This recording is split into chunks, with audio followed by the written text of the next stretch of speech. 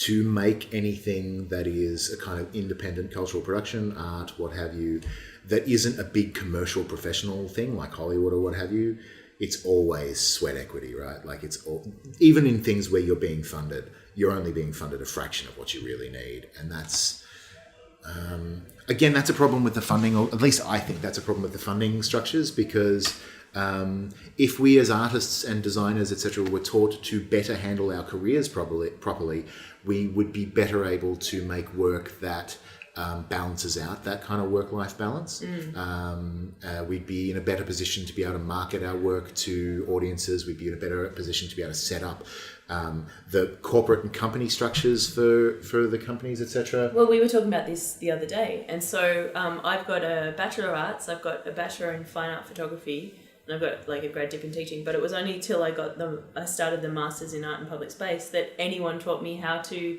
like write a grant application or do a budget or like any of the admin stuff. So making art is the fun art, but there's so much more to making art and making games than just making the actual thing, and nobody teaches you that stuff. Like, which I have to say, this is again conspiracy crazy theory, Rob, is that I feel like people who can make art without having to worry about the cost of it don't need to be taught how to make a budget, don't need to be taught how to run a career as an artist.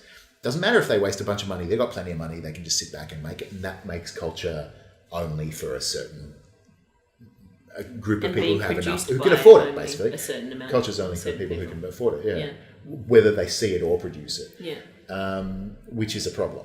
But I also feel like, we said about... that's what I was going to say, was that, so likewise, you were saying about how long you've been in education. So I've been in arts education now. I started being in, I guess, year 7 was probably the first time, like I was maybe 13 or whatever. From high school all the way through to my PhD has been being trained to be an artist one way or another. I spent maybe 10 classes at VCA learning about funding. See, you would... Not even that. We had a day on funding.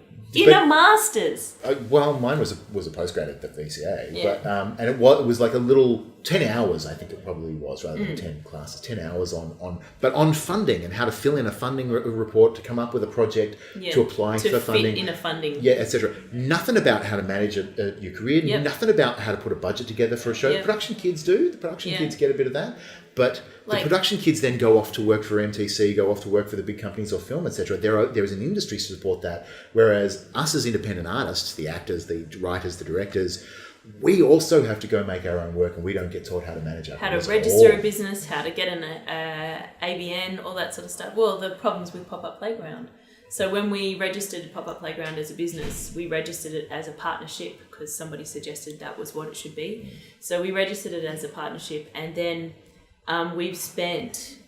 we had it as a partnership for about a year and a half, and we have spent the last 3.5 years attempting to register it as something else, because we don't know a lot of business people. We can't go to someone and say, what should this be? And so we've been slowly being helped in little dribs and drabs by people, and so we're now a not-for-profit, but we need to change that a bit. Not-for-profit incorporated association. Yeah, but we need to change that now, and there's just nothing out there to go, oh, well, this is what you need to do. Here are the 3 steps. Yeah. So I was working for a council, and they've just set up a not-for-profit for the project I was working on. And it took them 6 months. And now they're all sorted, and we're still not sorted, and we've been doing this for years. Yeah, you'd think people who go do business degrees go away, they've got their idea, they set it up that day, right? Yeah. Whereas, it took us years to find the right people to tell us, oh, you need X, Y, and Z. Yeah. And that involved talking to people in the industry. Eventually, we got the right kind of information and help we needed from Creative Partnerships Australia, who have really been they used to be the Australian Business Arts Foundation, and they've been really supportive of Pop-Up Playground. Though I've gone to them before with other companies, and they haven't been as able to be as useful because those companies weren't in the right were theatre companies, tiny little independent theatre companies that weren't big enough to actually be real businesses. So Creative Partnerships Australia, as brilliant as they have been for us, are only set up to be able to help an organisation once it's got to a certain point. And there's really nothing to help you get to that point. No. Yeah. And there should be, I won't get admin, too crazy. finance, Just how to run a career. the actual bits of the... I have to say it's a lot easier now with a bunch of apps and that kind of thing. That's helping, but it's still not actually, you know...